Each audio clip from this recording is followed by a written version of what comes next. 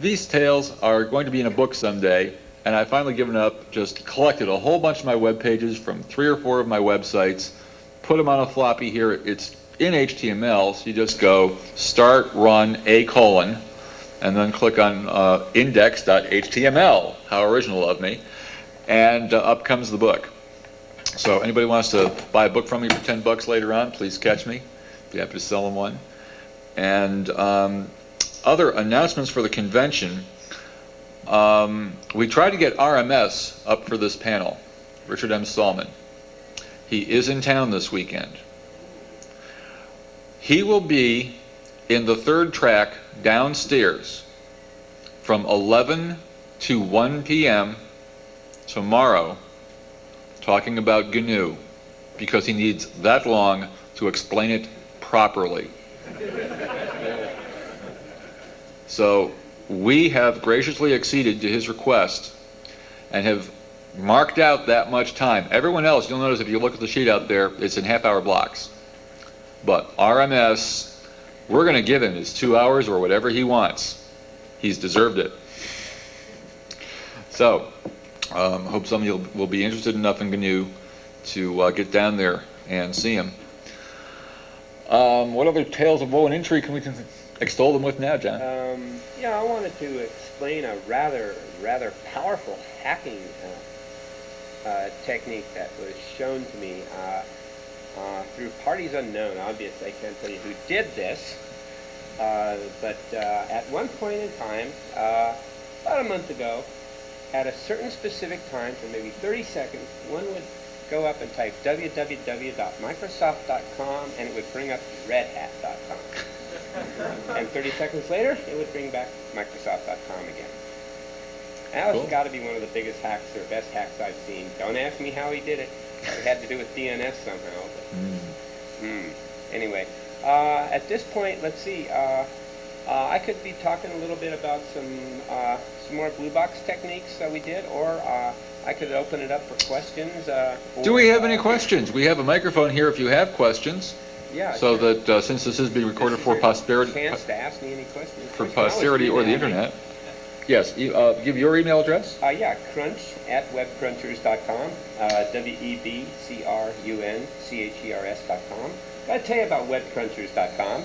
Webcrunchers.com is an iMac, an cheap old iMac, sitting up on top of a rack panel in Steve Wozniak's house, tied to his T1. And that's been up online now for about 4 years. Actually, since about the first, when I was here at the Hope last time, it was about the time that I had WebCrunchers up and running. I had actually had it running about 4 months by that time. So webcrunchers.com is your website? Well, webcrunchers.com is one of 4 servers that I've got right now up online. And webcrunchers.com has got 11 hosted domains up there right now. Some very large Indian companies, and an African company, and a couple of companies in the States. And they've been happily having their website hosted up there. And it's running WebStar 3.02, and it's a pretty secure system. And as we all know, Macintoshes are pretty hard to break into. I don't know that there is any exploits that I know of that can break into Macintoshes. But there was one instance where a Macintosh was used in the new OS 9 where it was possible, due to an error or a bug in the Open Transport, that you could actually use a Macintosh to do denial of service attacks by programming it to do ping attacks on other systems by some kind of trick. I don't know how that works or anything like that, but Apple, of course, came out with a fix very shortly, so if you don't have this fix, I'm sure by now all the new OS 9s that are out there now have been actually fixed, so you can't do that anymore. Let's see, I had another server that's hosted on my DSL, trans-actions.com, and it pretty much is a small commercial website. It's using FreeBSD on that one, and our main shopip.com, we're using OpenBSD on that one, and then we have another one called I think it's called shellprompt.com or shellprompt.org. And that one's using Red Hat 6.1 systems. We've got 3 different kinds of Unix systems, which is kind of nice because we can test a lot of our software on each of the 3 kind of main things. We're going to have a Solaris up soon in a couple weeks as well. So we'll have at least a complete menu of Unix environments to play with. which is kind of nice. And our OpenBSD right now, we're using PostgreSQL for the database, and we're using Python for most of our CGI work, and it's a very nice language to use. If you haven't really played with it, it's quite indentation sensitive. I think you Python people know that already, but if you haven't really worked with Python, indentation means everything. You've got to write pretty code on it. You can't do these strange, write unreadable code. The nice thing about Python is it's very readable, much better than Perl, I think, as far as readability goes. Cool. My website currently is at spacey.ideas.com. That's SPACEY ideas.com/Cheshire. That's my homepage. My email, of course, is Cheshire, CHESHIRE @2600.com. Manuel's very gracious to let me have that as a address to forward to me. Although I actually have an account on Fall, so I don't use it much, but it's very nice to have an account there. You can go to that, the spacyideas.com/Cheshire. It has a link to the AT&T Racing Fan Club, and you can catch that from there. I also have various random links to all sorts of things, the 2-letter and 3-letter codes, which are used for domain names and things like that. There's a lot of stuff about my area code. You can get links to the NANPO, the North American Numbering Plan Administration, which is the people that issue area codes. It was their website I went to and found that the number was available. Lots of JRandom stuff on the webpage. Am I still hosting your soccer website on Web Crunchers? Actually, no. Well, I've still got webcrunchers.com/World Cup, but That's what I mean, yeah, World Cup. Right now it's hosting a mirror of the AT&T Racing site. Cool. Yeah. My personal website is webcrunchers.com/crunch. And on that website, you'll learn everything there is to know. It's kind of my personal website. I talk about everything from raving and hacking. I got my hacking stories up there. I've got links to other hacker sites, although I haven't really updated it very recently. But I expect to be going through the site really soon and cleaning up all the links and things like that. So if you have a hacking site out there that you think is worthy of being linked from Web Crunchers, by all means contact me, email me at crunch@webcrunchers.com, and do that. One thing about people that email me, please you guys, when you email me, like, how do I hack? I will always come back and I'll say, my rates are $75 an hour, 2 hours minimum, and I'll tell you all you want to know about hacking. So, and boy, I'll tell you, that shuts them up pretty quick. John let me have the World Cup directory on Web Crunchers, and what that's about is I am a bit of a soccer fan because it's the game the rest of the world loves that America is finally getting into, and where we can join the rest of the world in something without cramming our stuff down their throats, like football and basketball and what have you. I was stationed in Germany when I was in the Army. Actually went to a soccer match, realized that it was the game the rest of the world loved. When they were floating around the Orlando area looking for volunteers for this World Cup thing in '94, I go, what American in his right mind is gonna, I'm not in my right mind. Hello. And so I was a volunteer at the Orlando venue of the World Cup, and we had a great time. I mean, let me tell you, this Dutch really know how to drink, let me tell you. Other questions from the floor? Okay, and I've pretty much covered the stuff I need to cover. We got 20 minutes to go. Mr. President, if you had 60 seconds with the next president of the United States, what would you tell him? You're asking me? If we had 60 seconds with the next president of the United States, what would we tell him? Thank you for your invention, Mr. Gore. We love the internet. That's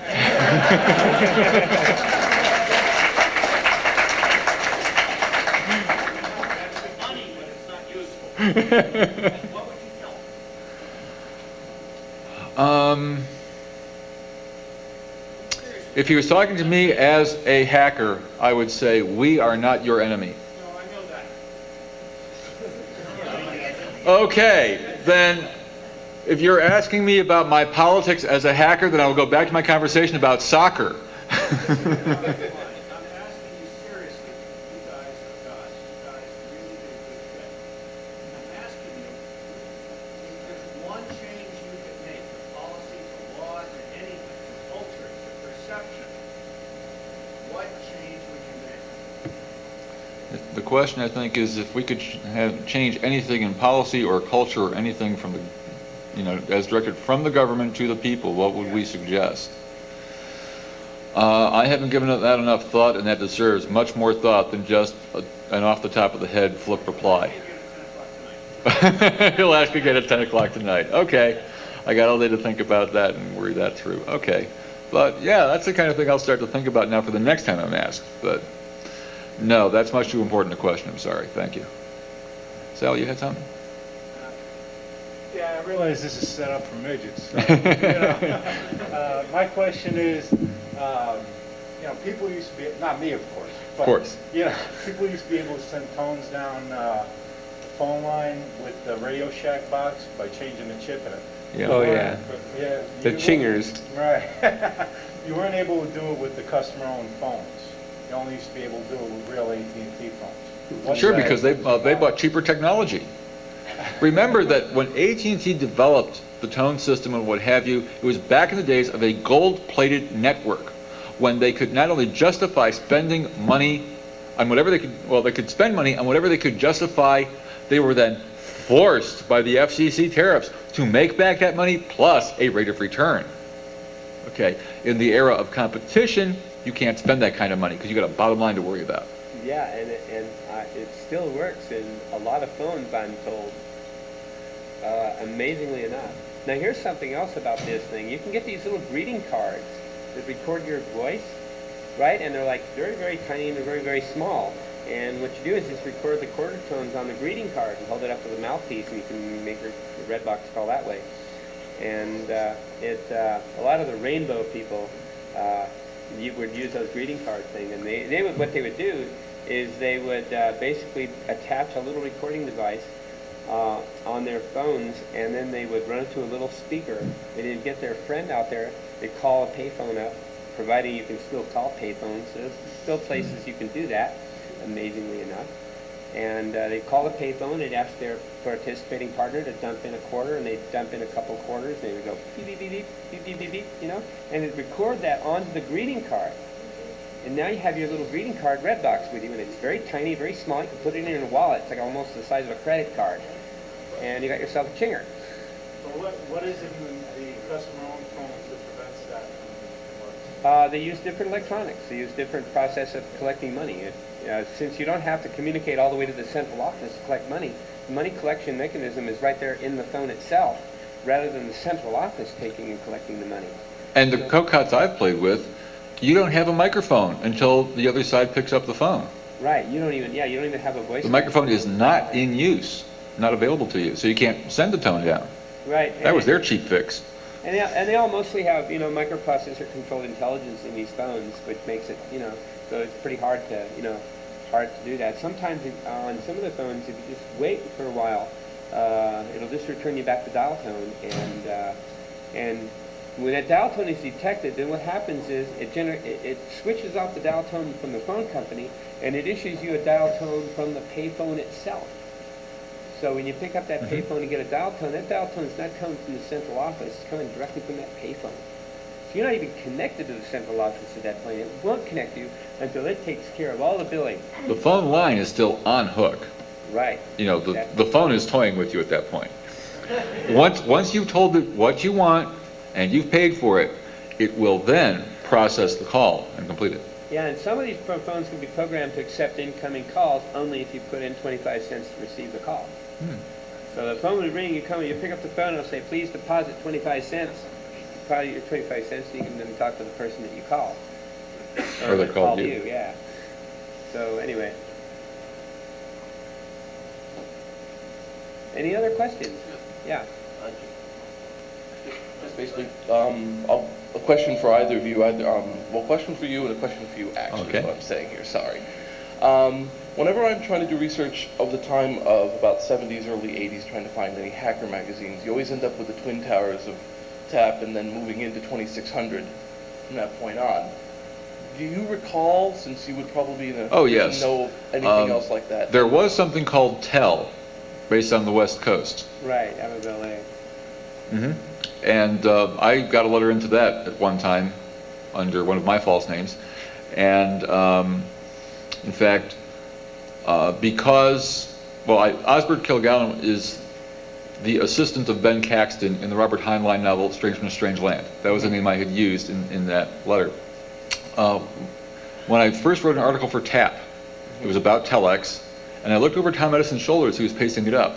And on the page opposite me was an article about Marisat, how to hack the voice circuits. I'm going, oh no, I'm hacking the telex circuits, and I've used Osbert Kilgallen over the air to a ship at sea, so they know that name. I need another name, quick. Oh, chemistry class, that name I thought of that was so cute. Cheshire Catalyst. Yes, and that's the name I've been using ever since.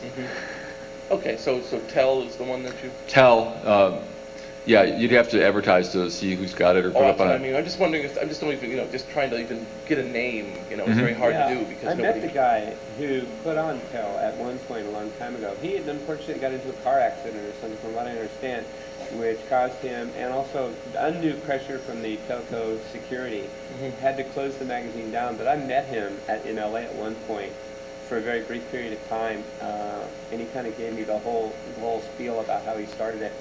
And from what I understand, when he did start it, there was a lot of infighting going on. It seems like the LA phone freak area has always had a lot of infighting, all these different factions fighting with each other and all that. And there was, like, as I remember, like in the early or late 70s, they had the LA phone freak wars going on, different factions fighting with each other and snitching on each other and all that. And this was during the time when I had written Easy Writer, the word processor program for the Apple and IBM, and I was living in Hawaii at the time, and I'd be getting calls from people from all these different places that were telling me about the phone freak wars. I was just sitting back and just watching it all happen and just keeping really low key and not doing anything at all with the phones. We on the East Coast, we were share the knowledge kind of folks, and just sit around the table on a Friday night eating pizza after putting the TAP together and what have you, and just having a good time.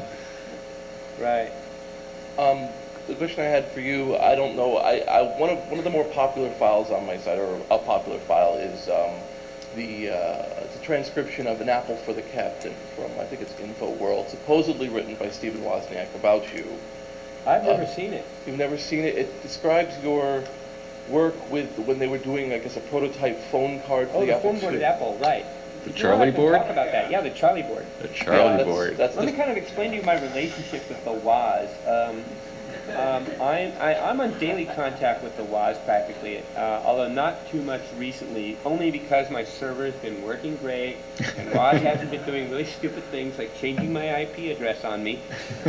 One time he put his network over to DHCP, and that really screwed me up. And I'll tell you, Woz is like a kid, and I can talk to him as if, like, you know what I mean? I'm really, really, really close with this guy, and I call him up and I just shoot him out like 6 ways from Sunday. And anyway, he's cool. But the thing about Woz is he's like a kid, okay?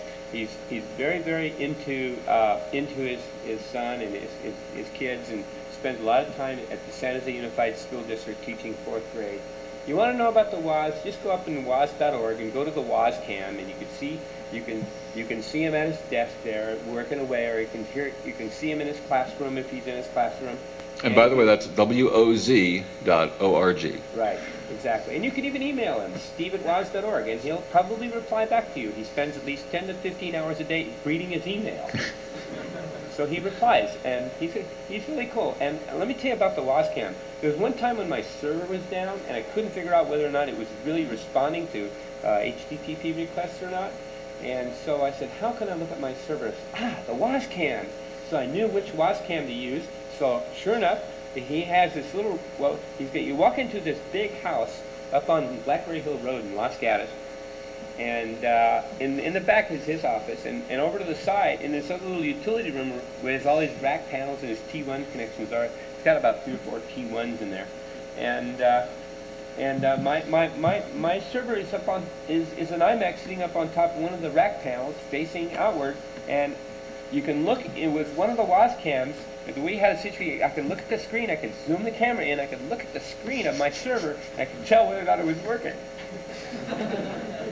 But of course, that's if I couldn't actually access the computer. I used Timbuktu to connect to my computer, and And so, and I just attach right to the Macintosh as if I'm running the Macintosh control right there. And I really like the Macintosh as a server, and because I'm using, I can make very, very quick DNS table changes, just so easy. It's just insane. I don't have to go up and do anything. I just make quick changes to the DNS table. I can switch over from one server to the next real easy because I'm the name server.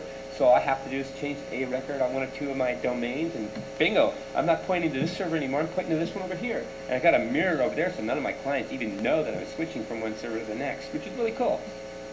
Not bad. Last question. John, I was wondering if you could describe the pirate radio station you had set up Oh yeah, earlier. pirate radio station for sure. We call ourselves San Jose Free Radio. I had a Volkswagen van, and I had a little coffin box full of these. I had two of these like little children turntables that run off of 9 volts. I had a very nice stable 9-volt regulator running from the 12-volt DC to the turntables. And I put a little flywheel on it for stability on the turntables, and did some kind of like modifications of some of the mechanics to keep the rumble down.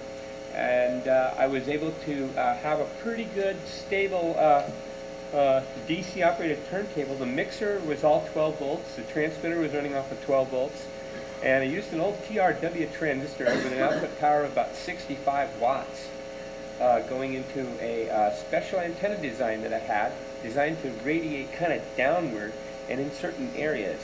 It's kind of an omnidirectional antenna that had a very nice FM footprint, so I'd aim it into the Santa Clara Valley. And had one of my friends up there run the station. I went out range checking, so I kept driving and driving, and drove from Los Gatos, going down the hill into Los Gatos. Couldn't hear the signal at all, but as I got further away from the transmitter, I could hear it clearer and clearer.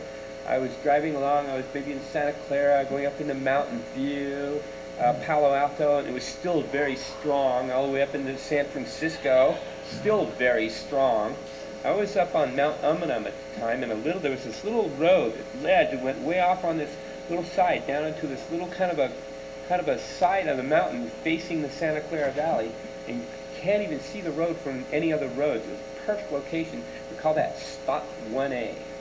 And we had another spot called Spot 6 over in East San Jose, and then we had one over, and then we had Spot 5, and that spot was way over in the left-hand side of the valley. And one time we were up on Spot 6, and one of the DJs mentioned what road we were on. We immediately killed the transmitter. We got out of there. We drove down. We moved all the way over to the other side of the valley. Went back on the air again in about 45 minutes, and nobody even was the wiser. And one time we were like broadcasting, and my friend John was on the mixer at the time, and I was out range checking. And John, my DJ, said, "Don't come up to Spot 6. Don't come up to Spot 6." And then it went off the air. I said, "Oh, shoot, they must have gotten busted." So we agreed on a meeting place. If anything happened, then we go to this pizza place. And sure enough, what happened was we were in a little subdivision area, in a little developed area where they're developing new homes. And it was kind of near this home. And the Santa Clara County Sheriff's Department came up there to investigate this van that just parked up there. And then the cop comes up to the car, and John had been smoking pot, and opens up the window, and the pot smoke comes out. The cop kind of coughs like this, and said, "What you doing?" And John said, "Broadcasting."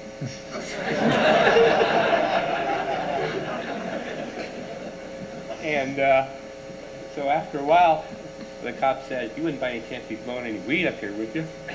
He said, "I can't very well deny it." So the cop says, "Don't you need a license for that?" He says, "Nah, we're running 100 milliwatts."